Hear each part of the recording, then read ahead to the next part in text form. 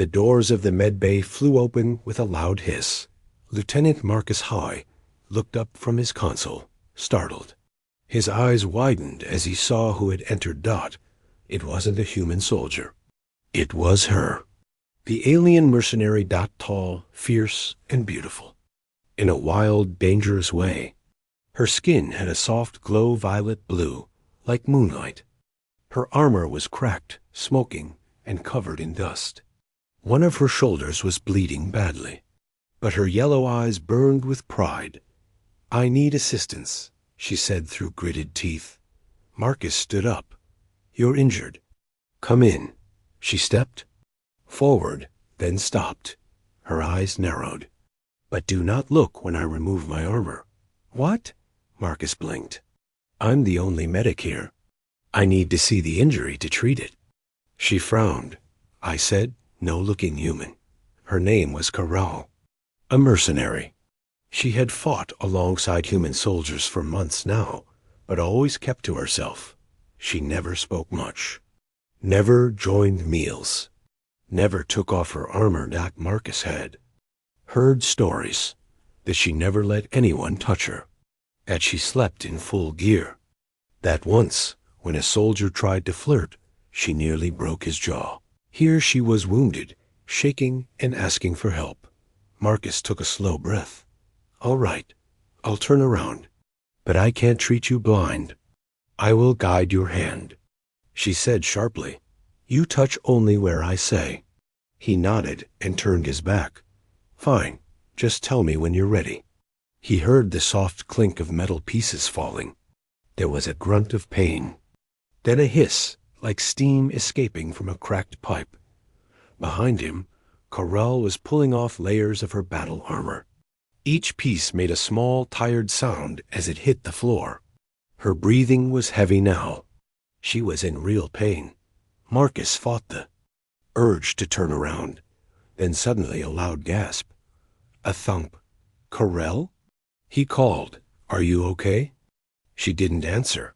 Marcus turned. She was kneeling on the floor, holding her side. The fabric under her armor was soaked in dark purple blood. Her head was down. Her hair, long and silver black, covered half her face. "You looked," she said softly, not moving. Marcus raised his hands. "I had to. You were falling." Silence. He walked slowly to her, crouching down. "I'm not trying to insult your pride, but you need help. Please." Corral didn't stop him this time. She closed her eyes and nodded once. Marcus gently reached for the medical scanner. As he placed it near her wound, the screen lit up red. "Deep plasma burn," he said. "Armor saved your organs, but this is still bad." She winced but didn't scream. Her jaw tightened as he cleaned the wound and injected the healing gel. Marcus noticed something strange. The scar tissue on her back. It wasn't from one battle. There were old mark-long lines and symbols burned into her skin. What happened to you?" He whispered. Corral's voice was low. "Do not ask." Marcus paused. "They tortured you?" "Long ago," she said. "Before I joined the wars. Before I chose who I fight for." He didn't press more. He just worked, silent and careful. She didn't speak again until the wound was sealed.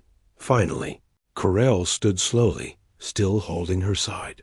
Marcus stepped back. "You'll be all right, but you need rest." "I don't rest. I heal on my feet." "You'll pass out again," he said firmly. "Sit, just for 10 minutes." Corral stared at him. Her eyes searched his face like she didn't understand.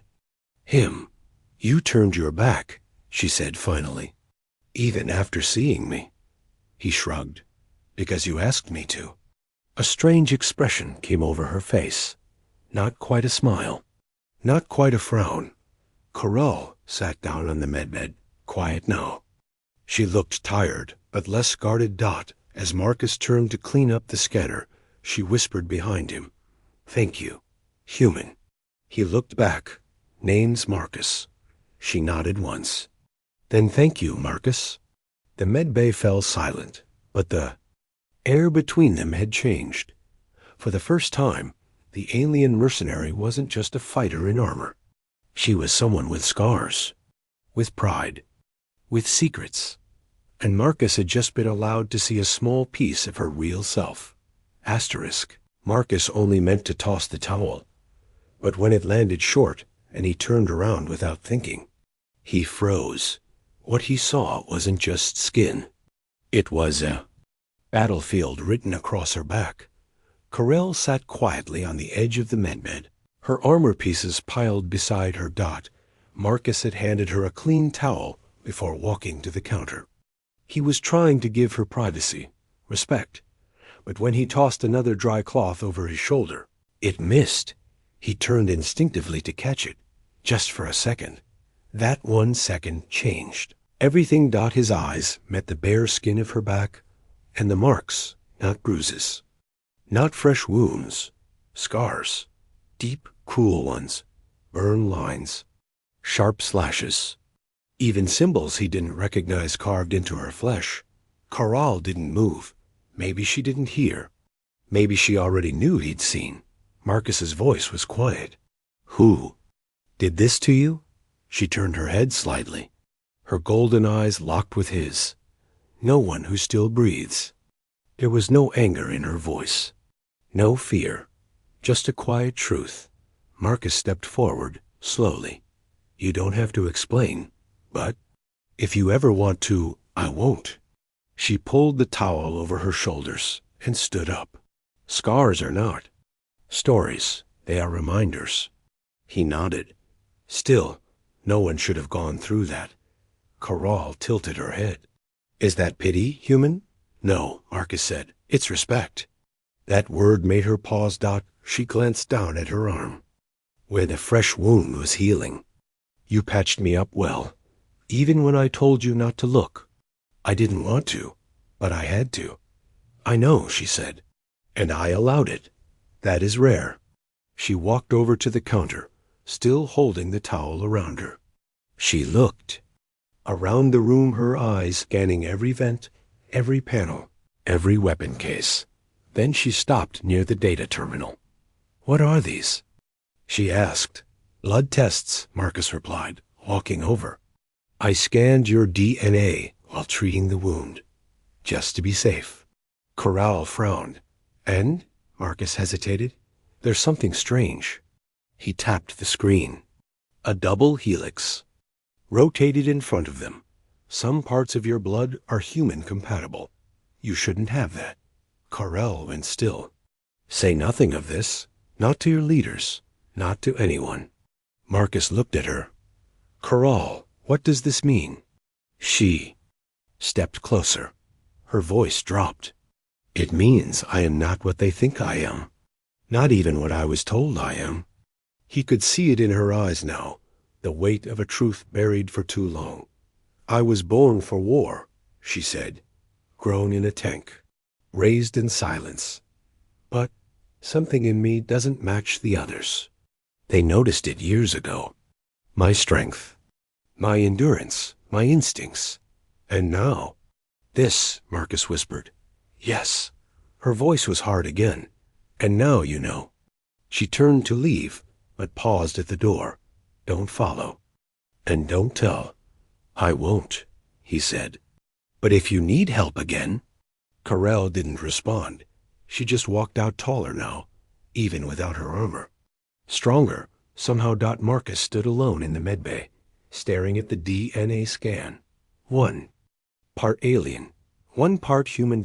And 1,000 secrets between. Asterisk, the blood sample blinked red again. But it wasn't a warning of infection. It was a match. Marcus stared at the screen, heart racing. This virus wasn't alien. It was human, classified, erased, and buried long ago. Marcus hadn't slept all night. He sat alone in the medbay, the only light coming from the screen in front of him. On it, Corell's blood sample rotated slowly, half-labeled, half-dash classified. Lines of genetic code scrolled like whispers from the past. And in the center of the screen, one flashing word, Match found file RESTR CTE rubbed his eyes. Again, it didn't make sense. A viral marker inside her blood, small, dormant, and buried deep, wasn't alien tech. It was Terran. Not just Earth-made, but Earth military-made. He tried to access the old database. It denied him twice. On the third try, with a backdoor code meant for emergencies, it let him in, and what he found chilled him. The project was called Ghost Root. Date, 47 years ago. Status, terminated. Notes, hybrid compatibility test. Extreme. Endurance. Neural enhancement. Must remain off record. Marcus leaned back in his chair. Stunned that they had tested this on humans first. It failed. Then someone tried it on off-world species. And someone, somehow, had used it on her .ca single quotes REL dot she didn't know. Or maybe she did, and that's why she was running. The door behind him hissed. He turned quickly. Coral stood in the doorway, dressed again in partial armor. Her eyes were colder than before. "You looked into my blood," she said. Marcus stood. "You're carrying something human-engineered. A program. A virus one that enhances reaction time and durability. That's why you heal so fast. Why you? Fight like no one else. I told you not to look." "I know," Marcus said calmly. "But now you're in danger. And you don't even know how deep it goes." She stepped closer. "Tell me everything." He showed her the file. Her face was unreadable. "I was made in a vat," she said softly. "I've known this since I was young. But they said I was pure born of my people, perfected." Marcus pointed at the gene marker. "You're not. Pure. You're not only alien. Someone added this. Someone wanted to make you more than a soldier." Coral's fists clenched. Her voice dropped. "Then who made me? And why did they hide it?" Marcus hesitated. "There's more." He clicked into a hidden log entry. A single name appeared under Field Doctor Test Monitor. Dr. L. Halakarel looked at him sharply. "Your name." "My father's," Marcus said. "He died before I joined the fleet." Carral stared at the screen, then back at him. "Then this is not coincidence." Marcus felt the same cold realization. It wasn't chance that brought her to this station. It wasn't fate that left only him to treat her. Someone somewhere wanted their paths to cross. Corral turned away. "They lied to me. My makers, my commanders, my kin. Then let's find out the truth together," Marcus said. She looked back at him, for once not as a soldier, but as someone standing at the edge of her entire identity. "Help me," she whispered. "I will," he said. But even as they stood there, sharing silence and secrets far above them, in orbit, a transmission was being sent. To high command status. Hybrid subject discovered objective. Eliminate before exposed asterisk. Sirens screamed across the station. Corral grabbed her blade. Marcus reached for a medkit. Neither was ready for what broke through the hull next. But side by side, they stood, a healer and a hybrid weapon, about to face war together. Red lights flashed overhead. The peaceful hum of the medbay was gone. Now, alarms blared like angry voices through every corridor. Marcus stepped out into the hall. "What's going on?" A security drone flew past, its voice sharp. "Level 5 breach. Docking Bay 3 compromised. Unknown. Hostile forces detected." He turned. Corral was already behind him, gripping a curved alien blade. Her armor clamped shut around her like it was alive. "They're not here by mistake," she said coldly. "What do you mean?" "They found me." Marcus felt a cold sweat run down his spine. "You think this is about the file?" "I know." "It is." Her voice was calm, steady. "They sent killers." Suddenly, the lights flickered, then went dark. For a breath, the station was silent. Then came the sound. Boom. The hull shook. The floor trembled. An explosion at Docking Bay 3. Coral didn't wait. She started running. Marcus followed. Wait, you're still healing. She didn't look back. Then I'll kill carefully. They reached the upper observation deck. Below, through the shattered windows of Docking Bay 3, dozens of black-armored figures were pouring in. They weren't soldiers. They were execution units. Fast, silent, built for one thing, erasure. Corel studied them. They carry sonic blades. One hit will stop your heart. Noted, Marcus muttered. She looked at him. Stay behind me. You're not built for this. But Marcus stepped forward. I'm not leaving you. She didn't argue. That said more than words ever could. They moved like shadows age, a blur of motion, cutting down the first wave of attackers with terrifying grace. Her blade hissed through the air, her armor absorbing glancing blows. Marcus ducked behind barriers, using a field medkit to throw shock bursts, non-lethal stunners used in crowd control. But here, they bought seconds that kept Corel alive. Suddenly, one of the black-armored units leapt over a wall and aimed for Marcus. Too fast. Too close. Then crack. Corel slammed into it mid-air, pinning it to the floor with one knee. Her blade sank deep, and the unit sparked and died. She looked down at Marcus. Stay close. He nodded, breathless. They pushed forward, past fire and falling panels. At the core of the bay, one final figure stood, taller, heavier. Its armor carried a symbol 3 red claws. Corel stopped. That's not just a soldier. That's a cleaner. Marcus swallowed. A what? Assassin class? Trained to kill hybrids. Before he could speak, the cleaner charged. Corel met it mid-run. Their blades clashed, sending sparks in all directions. Her movements were smooth, fast, but the cleaner matched her. Marcus saw her stagger. She was fast, but still healing. He couldn't fight, but he could distract. He grabbed a nearby power panel, yanked a cable, and threw it toward the cleaner's foot. Electricity surged just enough to stun it. Corel didn't hesitate. Her blade found the gap in the armor. One strike. Then silence. After the battle, Corel stood still, breathing hard. You saved me, she said. Quietly. Marcus shrugged. You saved me first. She turned to him. They'll send more. That was just the beginning. Then we get ahead of them, he replied. We find the truth before they erase it. Corel looked at him with something new in her eyes. Trust. And maybe something even deeper. She turned, blade still warm in her hand. Let's move, soldier. And together they walked deeper into the fire. The battle was over. But when? Corel stood in front of Marcus. No weapons. No armor. Just her. It wasn't her blade she offered. It was something far more dangerous. Trust. The lights in the backup chamber buzzed softly. It was quiet now. Too quiet after everything that had happened. Marcus sat on a bench, wrapping a bandage around his forearm. He'd taken a hit, not deep, but it burned. Still, all he could think about was Ariel. She hadn't said a word since the fight ended. Now, she stood across the room, still and silent, staring at the wall.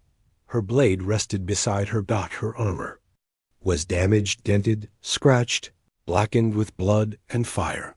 She pressed a button on her chest plate. Click. Then another. Clack. Piece by piece. The armor hissed open and dropped to the floor. Marcus looked up, surprised. What are you doing? Corel didn't answer. She kept removing each part until she stood in a black undersuit, thin, soft, simple. And then even that came off, replaced by a long gray cloth she pulled from her pack. She wrapped it around her shoulders like a robe. Only her. No weapons. No mask. no steel between them. "I've never done this before?" she said, voice quiet. Marcus blinked. "Taken off your armor?" "No," she said, turning toward him. "Shown someone who I really am." She stepped forward slowly. Her skin glowed softly in the dim light, bruised, scarred, but graceful. The sharp edges were gone. What stood in front of Marcus now was not a mercenary dot. It was a person. A woman. Her silver-black hair fell loose behind her. Her gold eyes weren't fierce. They were vulnerable. Marcus stood, unsure. "Corral, you don't have to." "I do," she said, "because if I don't do it now, I never will." He didn't move. She took another step. "Do you think I'm just a weapon? A project?" "No," Marcus said quickly. "I think you're the bravest being I've ever met." She looked away for a moment, then back at him. "I was built to obey, to fight, to hide behind steel. But when I met you, something changed." Marcus smiled gently. "You're more than what they made you." Her voice shook. "I want to be." He reached out, slowly, letting her decide. She didn't flinch. Dot instead. She placed her hand in his. Dot warm. Real. Dot alive. Dot for a long moment. They stood there, quiet, steady. The war outside forgotten. Dot. Then the floor beneath them rumbled. Again. Dot not from battle. Dot from the engines. Corell's eyes widened. "They're trying to launch the station, or crash it." Marcus let go and rushed to the console. Corell moved fast, grabbing a backup suit and slinging her blade across her back. The moment of peace was over, but the connection remained. Dot armor. Or not. She had let him see her. Dot, and now they would fight together, not as soldier and medic, not as alien and human, but as something more. Asterisk. A message pulsed through deep space. Encrypted. Cold. Final. Terminate the hybrid. No witnesses. Corell never saw it. But Marcus did. And what he found meant only one thing. They weren't running from shadows anymore. They were running from the entire galaxy. Marcus leaned over the console, fingers shaking. He had broken into a high-level transmission feed just to find out who had sent the last wave of assassins. He expected a mercenary contract, a bounty. What he found was worse. The Galactic Peace Council. The same council Earth obeyed. The same council that swore to protect peace across species. They had issued a silent order. Erase the anomaly. They didn't name Corral, but the data matched. Species, hybrid. Location, current station. Last contact, human medical personnel. Marcus closed the screen slowly. "They sent killers," he whispered. "Not to stop a war, but to bury a secret." Behind him, Corral entered quietly. She had changed into a lighter armor, more mobile. Her eyes met his. "You found something." He nodded. "They're scared of you." She raised one brow. "Good? No. They're scared of what you represent." "Of who made you?" "Of the truth spreading." Corell didn't blink. "Then let them fear." But Marcus wasn't finished. He brought up an image one from years ago. A hidden medical lab. Inside, tanks glowed green. Inside one of them, a young girl, silver-black hair. Barely older than a child. It was her. Corell stepped closer. Her breath caught. "I've seen this place," she said. "But I thought it was a dream." "They grew you there," Marcus said. "Your blood. It wasn't the accident. It was the point. You were built to be a bridge, a living test." Corral clenched her fists. They wanted a weapon. But they made something else. Marcus nodded. They made a person. Suddenly an alert. "Ship incoming," the Station AI announced. "Council command vessel. Docking in 12 minutes. Marcus stared at the screen. "They're here." Corral didn't hesitate. "Then we leave." He looked at her. "Where?" "This is the edge of the system." She opened a side panel. Inside was a secret access corridor one even he didn't know about. This station has an old service shuttle. I saw it last week. Not much, but it flies. Marcus grabbed a pack. You knew we'd need an escape? I hoped we wouldn't, she said, but hope is weak. They ran together down the narrow passage, footsteps echoing off the metal walls. Lights flickered as emergency systems shifted power. Behind them, docking clamps clicked out the Council's ship had arrived. Inside, armored units prepared for boarding. No announcements. No warnings. Just one mission. Kill the hybrid. And anyone with her in the dark of the shuttle bay, Corell powered up the small escape vessel. It was old pre-war tech, barely holding together, but the engines roared to life. Strap in, she ordered. Marcus jumped into the co-seat. They'll shoot us down the second we leave. Not if I fly through the ring debris, she said, eyes focused. Hold on. The bay doors opened, and Corell launched them straight into the void.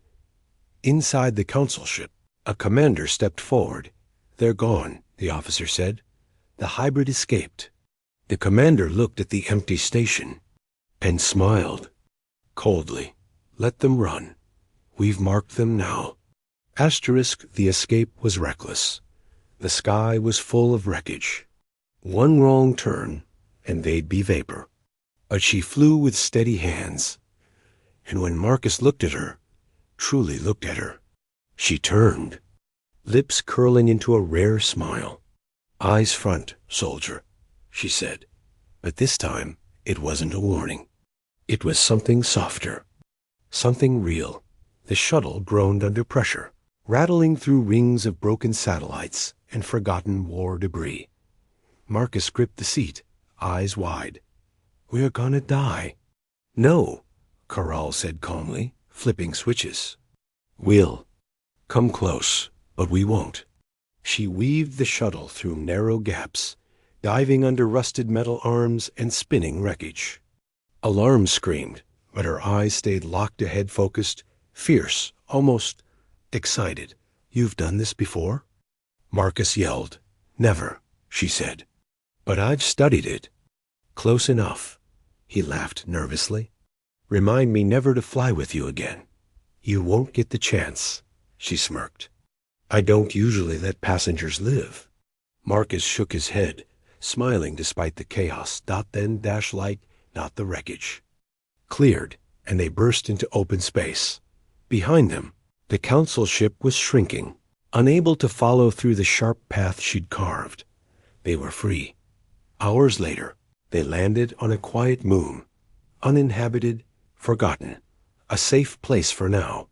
Inside the shuttle, Corell finally sat back, breathing deep. Marcus handed her a ration bar. Not poisoned, I promise. She took it, biting with a smirk. Tastes like regret, he laughed. Better than death. A quiet moment passed between them. Then Corell stood and began removing her armor again, but this time without urgency. No wounds, no fear. Just comfort. Marcus looked away politely, like always, but this time she touched his chin and turned his face toward her.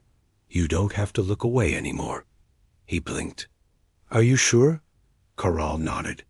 You've seen my blood, my past, my weakness. You stayed. You fought. Her voice dropped. You earned the right to see me. She stepped forward, wrapping a thin cloth around herself like before. No armor, no blade, just single quotes Ariel. She sat beside him on the shuttle floor.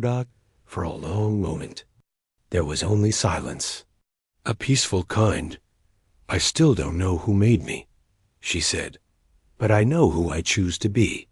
Marcus looked at her. And who's that? Someone who doesn't run anymore. He smiled. Then let's stop. Running together. Her eyes glinted, and with a soft breath, she leaned closer, just enough to rest her forehead against his. It wasn't a kiss. It wasn't a promise. It was something older dash, stronger trust. Then she pulled back, a playful glint in her eyes. Front, soldier, she said, teasing now. Marcus laughed. Yes, ma'am. And this time they both smiled. The end asterisk